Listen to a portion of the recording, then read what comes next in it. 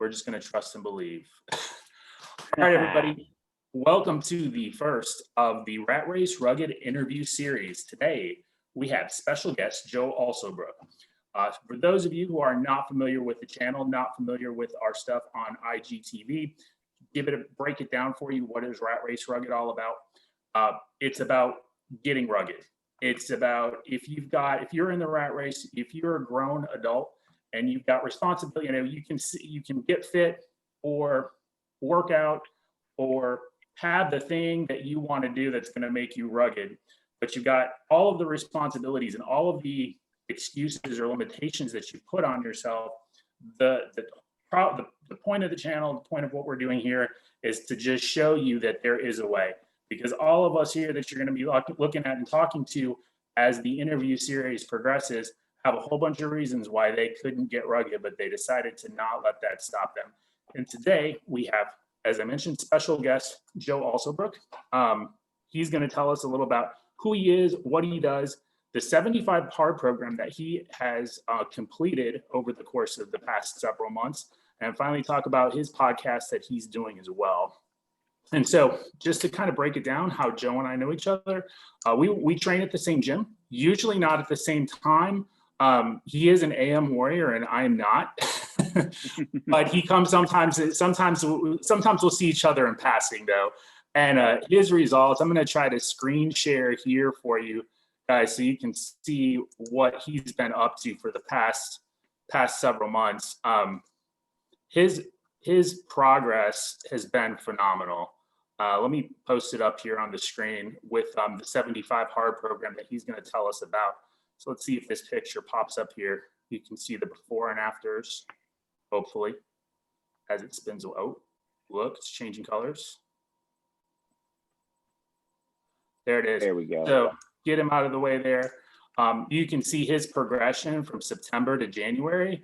I mean, did you even look more rugged in the last picture? I mean, just the whole look on the face. So anyway, saw that and can't help but be just extremely impressed. I mean, those are impressive results that obviously you've worked in amongst all of the other stuff that you've had to do. So if one person can do it, someone else can. So Joel, I'll turn it over to you. Tell us about you.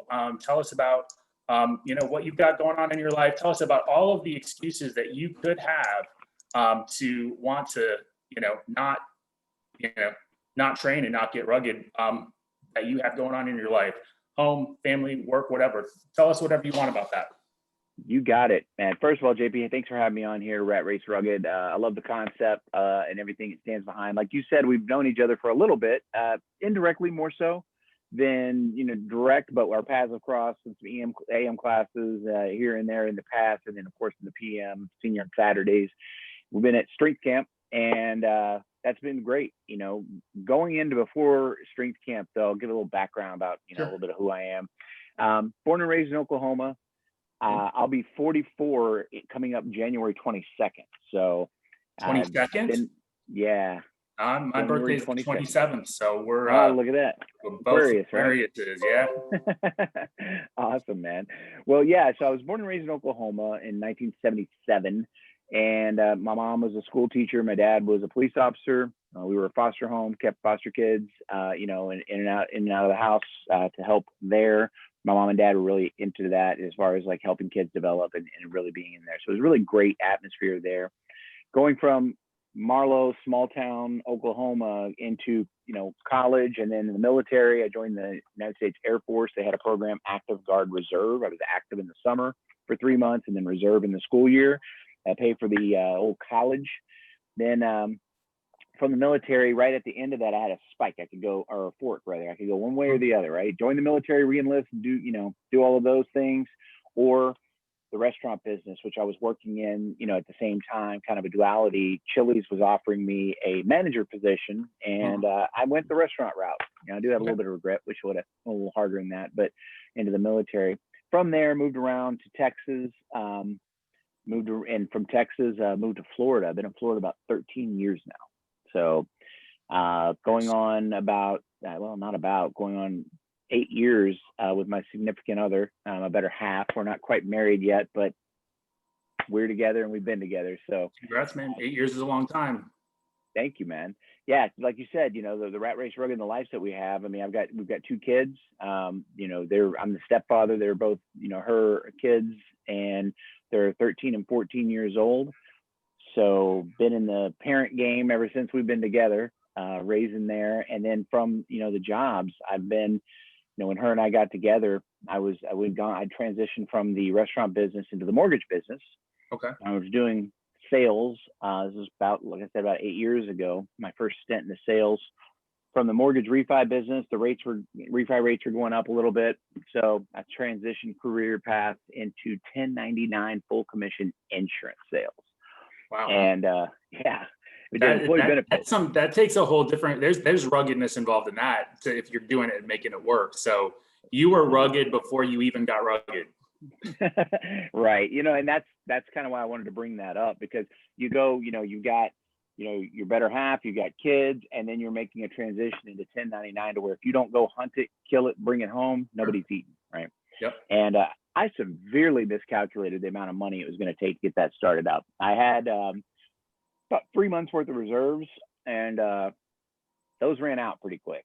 But I made it happen though. Only thing you can do is dig in and go. Sure. And that's something that has been instilled in me from childhood, and it's also reinforced through military and things of that nature. But there is no other option other than to make it happen. And it's weird because I didn't realize I had that mindset different than most people, or a lot of people. Won't say most, but a lot of people. We all have a path of least resistance mindset. And I've always had people tell me, I kind of obsess with things when I get the switch flipped.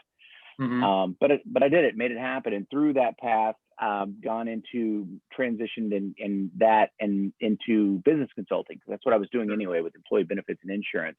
So I wrapped it all together in a package service. We did marketing, sales, training, consulting, and then, I'd bolt up their employee benefits for employee retention and things like that they needed. Brought me into coming into this crazy year 2020. And I'd always, through this whole time, man, I'd been up and down in weight. I mean, going back when Linda and I were first together, I was about 300 pounds. Wow. I finally, our first year together, I said, I can't do this anymore. Right. I can't not be able to breathe when I'm tying my shoes. I can't go to the amusement park with the kids and her, and I can't get there. They won't buckle the thing down over me, so I can't ride the roller coaster. And all of the humility, right? It's just, and people can say what they want about body positive images.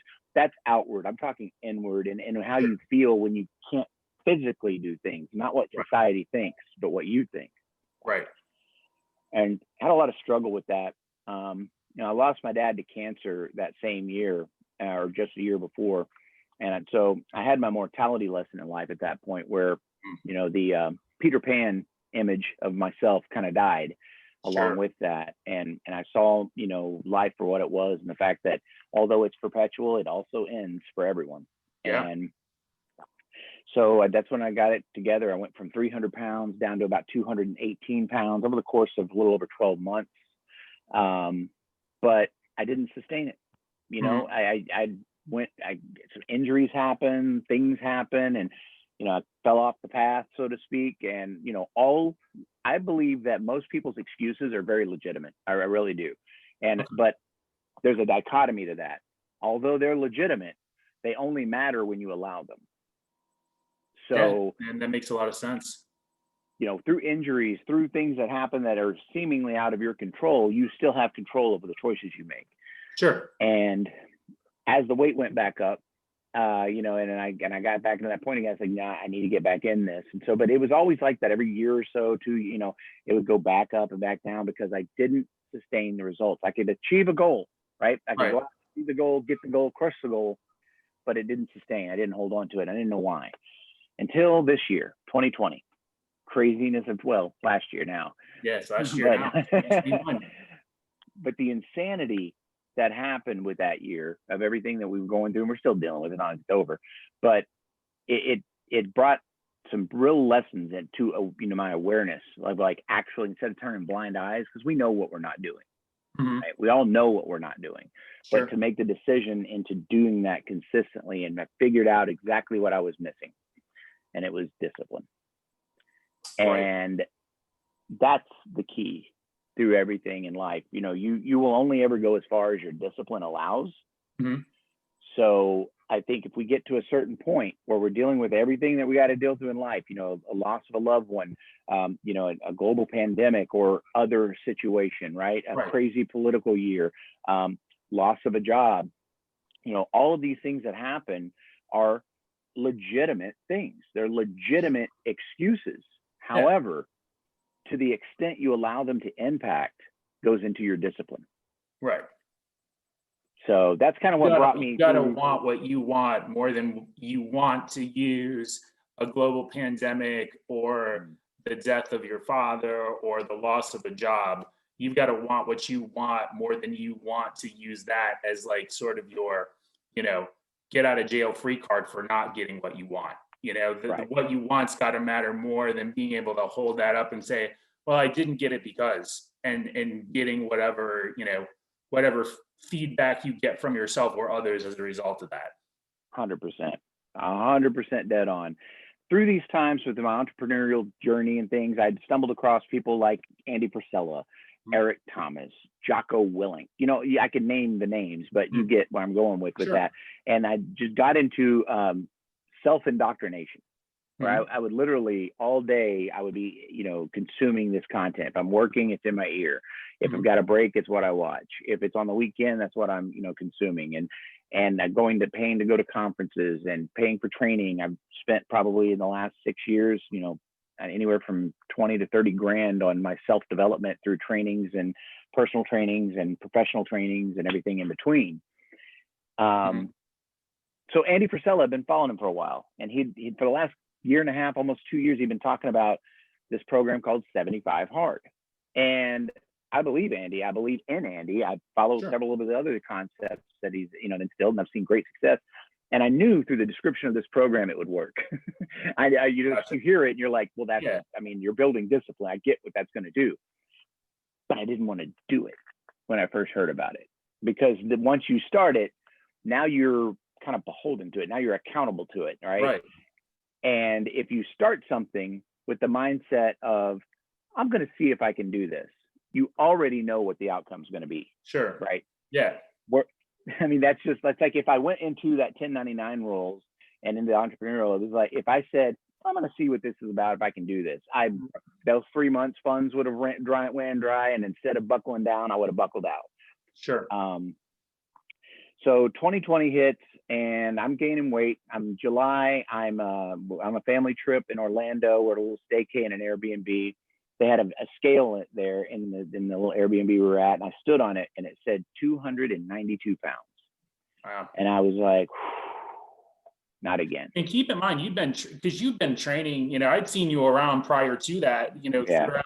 How long have you been a strength camp member? I've been to strength camp. It's coming up on 2 years on. Yeah. So like I said, we're, you know, not to divert from what you're saying. But, no. You know, one of the things I realized is, for me, it's more important to be there every day than it is to be there at 6 a.m. And that, you know, some people say, well, that's the added discipline. And for me, like, well, the discipline is, I mean, I know what I can accomplish, and I know what, like, money will get me out of bed in time to be someplace at 6 a.m. and not a whole lot else will.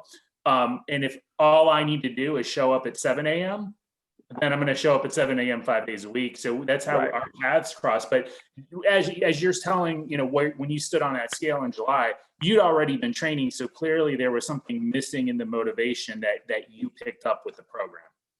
100% right. Now, you can't out-train a bad diet, and everyone's probably eye-rolling when they hear that right now, because they're like, yeah, no kidding, dude. We've all heard this. You follow any guru online and you're going to hear that, right? But the fact of the matter is, I was trying to anyway, even though I knew that through my life and the experience that I'd had over the last 6 years, it doesn't work. I was like, if I'm going to eat like this, I cannot not train, right? I have to be in the gym. Yeah. But I was always sore, breaking down, injuries, even through strength camp, you know, as careful and everything it is, just little minute kind of aggravated injuries, acute things. You don't know how sore you are until you take a week off and you're not sore anymore. Yeah, right. Exactly. So that's where I was at in July. And I started just kind of watching what I eat. I'm like, well, I got to cut this out, right? I can't do Oreos every night. I can't do pizza and donuts every weekend. So I kind of sort of said, hey, I'm going to do this. Not 75 hard, just start eating right, because I was at 290. I got it. So I lost about 10 pounds just half-assing it, really. Sure. And a buddy of mine hit me up and around September, 1st of September, and said, hey, man, we should do 75 hard. And I was like, you know what? Let's do it. Like right when he said it, I said, let's do it. That was him to me. I was like, yeah, I've been putting this off for so long. Let's just call it what it is, and let's knock it in and get it out. So we both made a commitment to do it and to start. And then he pushed the date back a few times because of some other environmental factors. And I was like, dude, we've already pushed it to where now it's going to be running through Thanksgiving. Right. And, you so know, that's passing. Be the excuse then. Yeah, right. I said, there's always a reason to not get rugged. Right. I said, I'll do it. Right. But I'm going to do it through Thanksgiving too. And I want you to have the same, you know, commitment to yourself if you're going to do that. So we decided to do it. We started at the end of September. And right after him and I had spoken, I lost a partnership, and that was the foundation of the business at that point. And I got caught slipping. I didn't have any reserves built up like I normally would have. I didn't have a lot of things and resources in place and in line, especially even with what we were going through with, you know, the COVID and the lockdowns. You would think that I would have been a little smarter about it, but I'd been putting the money back into the business, and then the business disappeared. Wow. So yeah, man. And so here I am again, back at zero. And I was thinking to myself, not again. Like same feeling I had, but worse than when I stepped on that scale in July. And I knew then that I had to buckle down and get the thing that I didn't have to sustain these things and to stop having to rebuild every time something let go. That's awesome, man. Because that could have been a really pivotal moment, at which point in time you could have just been like, everything's going to hell in a handbasket. So, you know, screw it. I'm not doing this now because I've got too much. Now I've really got other stuff to focus on. Right. But instead, I mean, you use that as something, you know, to sustain yourself, you know, and to bounce back from. And, you know, I had no idea about all of that going in, which just makes everything you've had to say that much more impressive, man. Yeah, man. You know, and you don't know what you can do until you find yourself in a position where that's all you can do. Yeah. Is to make it happen and get it done. Like the zero option mentality is that. What the other option would have been, you know, to go out and try to find, which I made my full-time job, was finding, you know, more partnerships and building that back up. And luckily I had the skill set, you know, to do it. But, you know, I found an opportunity, had about a $50K or so compensation, you know, to put it in perspective for everyone. It was about $50K a year compensation to start in that opportunity right at the end of October. Okay. So I started 75 hard into September. I was going through that. I was still working pipeline relationships and networks at the same time to build that foundation. And I knew that this program, 75 hard, was going to be what helped build the discipline that I needed and keep me focused every day to exactly what I needed to critical tasks and critical lists. You know, cutting everything else out, muting everything else, and just focusing on this. And from that point, you know, I made that my 100% sole focus, all in, didn't do anything else. You know, my family, 75 hard, new opportunity. And the 75 hard program, for people that don't know, the program works like this. It's 2 workouts a day mandatory. It's a 75-day program. It's not a weight loss fitness program. It's a mindset, emotional discipline program that you will obviously build physical results from it as well. Sure. Once you adhere to it. So again, flipping that switch that all my friends used to say, you know, hey, dude, you get obsessed with things. I flipped that switch, went into it. 2 workouts a day, 45 minutes each. Okay. One of them has to be outdoors, regardless. Right. A gallon of water. In all kinds of weather, we all get together for 75 hard. Yep, exactly right. And that's where people look at it and go, ooh, man, hold on. Why does one have to be outdoors? Well, do I have to do it outdoors every day? And I'm going to tell you, when I say this, what I'm going to go through this list here of what the program is, it's black or white. Right? It's literally binary. It's do it or don't, and don't you fail. So you can't modify it. Right. One has to be outdoors, 45 minutes each. I've been caught out in the rain more than a dozen times during that program. I don't know who else is going to watch this, but I already know like what you train outside in every day. And like it is the intensity, it's like training in inhuman jungle-like conditions for like a really long time. And Right. so there's a certain amount of ruggedness to anybody who's going to show up and actually enjoy and want to do it and actually kind of like it. So Right. that might not have been the hardest thing, but it would be for some people. Get out of the AC. Oh, it was inconvenient to say the least. It was one of the most inconvenient programs since the military that I put myself. So tell me about the two workouts, just because I'm thinking about my own experience. It's like I know what you and I do in terms of strength camp, and obviously this is not a fitness program. This is just a mindset program, a discipline training program. So the end results might be different, but I know that if I were to do what you do at 6 a.m. and what I'm doing now at either 5 p.m. or 6 p.m., if I were to do that twice, it would not necessarily be the best thing. In other words, like it's too intense and it probably wouldn't provide would not necessarily provide any results and might actually help you move backwards. I just know other people might thrive in it and do better, but I know that would not be the case for me. So what if you've got a hard workout?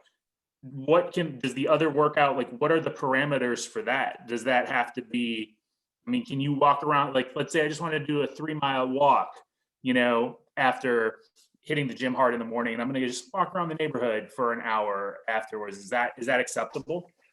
So that's a great point. You also have to drink a gallon of water, follow a diet, no cheat meals, alcohol, none whatsoever. Like you can't, if you look at the food as enjoyable, mark it off your list. No cheat meals, no alcohol. I'm talking about like you can enjoy good, healthy food. Sure. I mean, like a chocolate chip cookie enjoyable, right? Like you can't have that. And adherence, remember, it's either you did or you didn't. And then 10 pages of reading in a nonfiction book. And then taking a progress picture every day. So you had to mark those off. I've got an app that they have that you just kind of mark through it and everything. So getting into the workout. So I went into this with a plan, right? I knew that I couldn't just say, hey, we're starting Monday. Cool. All right, let's go. Because it's 75 days. It's a sustainability thing, right? Sure. If you're going to run a marathon, you're not going to take off and sprint in your first 2 miles. Well, I'm not going to sprint at all, but but you're not going to take off and sprint your first 2 miles because you have to sustain yourself to the end of the marathon. So you're going to pace it. Right. So I paced the plan. I put my meal and diet plan together. I had been there before as far as like in the plan, prepping every day and doing all those things.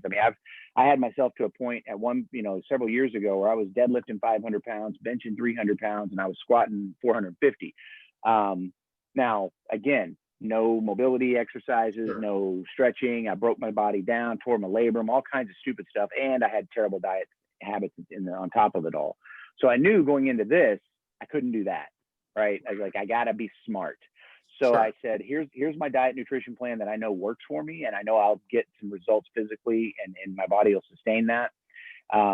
Here's what I'm going to do for the workout. I'm going to do strength camp 6 days a week, right? Okay.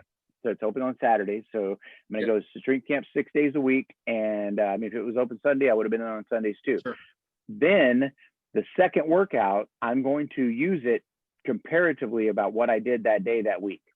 Okay. So if it was a lighter day, like, how we do deload weeks, if it was a lighter deload week, I could go do a 2-a-day on that, right? Because I can say, hey, you know what? It's 50% and less weight, less rep. And if I have to modify the reps on a set, if I have to modify the weight on a set, I'm going to do that. I'm not going to modify whether or not I do the exercise or workout. I'm going to modify what I'm doing in the workout. Sure. So I also let the coaches know. I said, hey, Tyler, this is the deal. When you see me come in, when I'm doing these things, understand if I'm not caking it, right? I'm not calling it in. There's something I have to sustain this for 75 days. And I had to work through injuries during this program too. I turned my ankle, all kinds of things. So I said, just understand that, and I said, Sarah was all over me on Saturdays as well. And I told her, I said, Sarah, understand. That's program. That had to be rough. Joe, your hamstrings are terrible. You haven't been stretching. I said, I promise I've been stretching, but I'm like trying to stretch an oak tree right now. Yeah, I can handle her Monday through Friday. I'm like, she's not the Saturday morning I was looking for. I love her to death, but she's not the Saturday morning I was looking for. Yeah, for sure. Yeah. So she stayed on me. I told her, I said, stay on me, but understand when I tell you that I'm backing down on something as far as on the weight or on the reps or something, there's a reason for it because I'm working through an injury or I know what I have to do on tomorrow or whatever else is going on. So I would either do another one of those on a lighter day, or I would go do, like you said, walking, right? So I would go walk, jog. I did intervals. I would go run for 3-4 blocks, walk for 1. 3-4 blocks, walk for 1. And I'd do that for the 2.5 or however many miles equal to 45 minutes. So it wasn't about distance for me. It was more about the time. Then I modified, said, okay, I need to work on stretching and mobility. So I do an active recovery day. So I'd throw in like, okay, I'm going to stretch mobility, and that's all I'm going to focus on for 45 minutes. The parameters of the exercise, there's no program that Andy gives you with this. Okay. He says you have to stay moving and nothing that is leisurely. You wouldn't do a leisurely activity and consider that a workout. You're not going to go mow the lawn and say, cool, that was workout number 2, you know? And I know mowing the lawn in Florida in the summer is not really leisurely, but either way, you know, you have to put some understanding. If you're asking yourself, is this allowed or not? The answer is no. Got it. Okay. Because otherwise you wouldn't have a question about it. You would say, well, this is absolutely what I can do. Right. But that's what I did. I made sure it was sustainable. I made sure that second exercise complemented what I was also doing that day or that week in the training, and it complemented what I needed to do physically. Like if I needed to recover something, if I needed to do whatever. Week 3, I turned the hell out of my ankle. And it was the same one that I fractured the year before. So it was not good. It was big, swollen. I didn't know if it was a serious injury, if I had, you know, ligament damage from the fracture that, you know, whatever was going on. But I knew I couldn't not work out. Sure. I knew I couldn't just fail on the 75 hard and say, well, I'll do it some other time. I'm injured. You know, I'll have to do this. I said, I'm not going to do what's going to continue to break me down. I'm going to do what I can do. Right. So walking, which is great because you got to get the ankle mobile. You don't want to leave it, you know, steady. You stay off of it for at like that point a day. in time, it is strenuous. You know, like whatever might not have been strenuous before is strenuous now. And I got to plug in because I'm running low on batteries. So bear with me. All good. We're all good.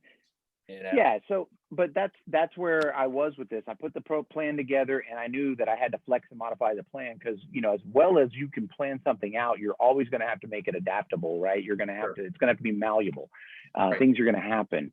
You know, like I said, the partnership, you know, that I had lost, I was going through. So then when I found that opportunity, well, now my schedule is changing. So then I knew that now I've got to be available during these times. So I've got to take this. There's been times where, you know, I'll just time out on that for a second because I knew you completed the program and I knew a little bit about it, you know, just from I think what you had shared or just looking it up. But, you know, I had no idea that, you know, you lost a business, started looking for a new job and started a new job and still completed the program. Like I had no idea about that going in, you know, with all of that. So, you know, that just kind of plays really exactly into what we're talking about here is, you know, if you want to do it, you can do it. You just got to find your why for it, you know? 100% right. And that's why I chose the 75 hard, because I knew it was about building discipline. And I said, what more thing can I do for myself than to lock my discipline in, right? And then when I start this new opportunity, I'm going to be that much more dialed in and focused. I'm going to be that much more driven to the result. And so I mentioned 50K around was what the equivalent of the compensation was for the contract I took. I've got it now. What is this? The 8th of January. It was the end of October. I've got it now where I was sitting at 110K as of last week, as far as the compensation. If you put it on an annual basis, I'm on pace for 110 and projected to be over 200,000 by the end of the first quarter. Wow. So that's fantastic, brother. Good for you. And I'm going to give a lot of credit, obviously, to, you know, doing the work, but a lot of credit to building the discipline. And 75 hard was a huge, huge, huge part of that. Wow. That's excellent. So one last question before we go on to talking about your podcast and what you've got going on with that. So now that you've achieved all of these fantastic results, I mean, you look great. It's impressive as hell to see all, you know, your pictures and your progress. I mean, you can't help but just, can't help but be, you know, have seen that from someone actually do it and know it's real. You know, you just aren't like, you know, for everybody else out there, they're just pictures, you know, that they're seeing on an internet or on the website. But to actually like see that is phenomenal. So where do you go from here in terms of, you know, obviously it was about the discipline and you got a lot out of that, but you also got, you know, all of the fitness benefits, which are great. And you know what, you definitely want to, you know, enjoy those and keep them up. And what's your plan for that? So there's a whole set of phases after 75 hard. That's the boot camp initiation phase, right? Like you get through that. Then there's 75 hard phase 1, which is a 30-day stretch. So it's everything that we mentioned that was a part of the program, plus a 5-minute cold shower every day, plus 8 minutes. That's going to be hard, July. Yeah, right. Yeah, no, that's why I did it now, because believe it or not, that's enjoyable. Like, I got to do it now because it's not cold. Water's not cold, and past like February. So it's a 5-minute cold shower every day, along with he's got a power list critical tasks. You have to do 5 of them normally. Well, this is adding 3 more to that. So there's 8 critical tasks. They're the same tasks every day for 30 days. So I added those, and then so getting into that again for another stretch of 30 days, I'm on day 19 on that. I wasn't focused on cutting weight. I know I still have some weight to lose and everything, but I just put my body through an extreme cut. I went from 283 pounds at the first of 75 hard to 234 pounds. I was right at 51 pounds of weight loss. So it was on that picture. I'm at 6'1". Okay. Yeah. So more so, I wanted to, when you go through that kind of a cut, your metabolism is shot, right? I mean, you're a whole different person. Yeah, your metabolism is actually floored out. Your body's went through a lot of stress. Your CNS, central nervous system, went through a lot of stress. So I figured on this 30-day phase, I would focus on maintenance weight, right? Mm-hmm. And maintaining that weight, and while eating healthy, and not loosening the diet up, but changing it, adding different carb days and adding different things. And then working on, it's been a big mobility focus for me over these last 19 days. And then, getting, mobile in areas that I wasn't in my body, and I saw the deficiencies that I needed to fix. So really working on that base. And then when I go into the next phase, it's going to be back into leaning out again, lowering body fat, and just continue to put a program together that I hold myself accountable and disciplined to every single day. Wow. Sounds like you got it figured out, man. That's great, brother. So finish it up and wrap it up here with, you've also got a podcast. So in addition to your new job, in addition to 75 hard and all the work that you're doing at the gym, getting rugged and staying rugged, you got a podcast you're working on. Tell us about that. Tell us what it's all about. So Mindset Over Everything is the name of it. And I started that podcast actually back in 2018, and I've had variant levels of episodes through. I think there's something like 40 some odd episodes in it now. When people go to it, you can find it on iTunes, Spotify, or anywhere podcasts you listen to. I'll include the links will be included, guys. So they'll be below when you're on this video, wherever you're at. Click on it and check it out for sure. Start on episode 1. Scroll all the way to the bottom of the podcast. Start on episode 1. It's the art of accountability, and it starts building that through. And that's when I was in the entrepreneurial, business consulting hardcore phase of that. When I was training others reps, I was like, I'm going to put the stuff that I'm training these other people into this podcast. So it's got great content in there for anyone who's entrepreneurial or in that line of sales or anything like that. Mindset is what the focus is about. You got to build your mindset. You got to get inner before you can get outer.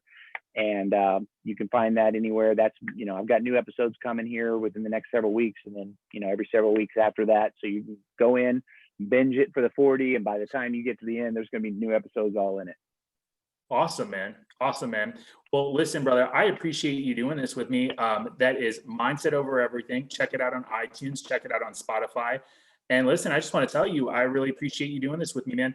I knew your progress was impressive, and I, just from what little, we had known each other. I mean, I knew you were, had, kind of exactly the candidate I was looking for, even without knowing the extent of it.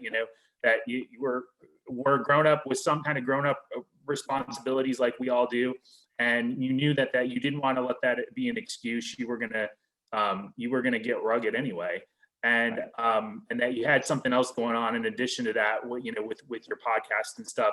But I really had no idea how impressive your story truly was until I had the opportunity to listen to you talk. So I thank you for being so candid, and thank you for sharing with us. Thanks for doing this. Much love, brother. You're a great example for everybody. Thank you very much for having me on here, JP. I really do love sharing my story and sharing things out there with people. If you want to follow me on Instagram, you'll see a lot of things that I post daily. And Facebook, it's Joe Alsobrook. And for those who want to follow you on Instagram, it's just Joe Alsobrook on Instagram. Yeah, Joe Alsobrook on Instagram. You'll find me there. And you know, again, if there's anything, anybody has any questions, you know, if you ever just want to reach out to me, you know, slide in the DM, hit me up, follow me, and I'll be more than happy to share the information I can along the way. Absolutely. Definitely. All right, man. We'll cut it off here. Bear with me for All just right. a second. Thanks. All right. So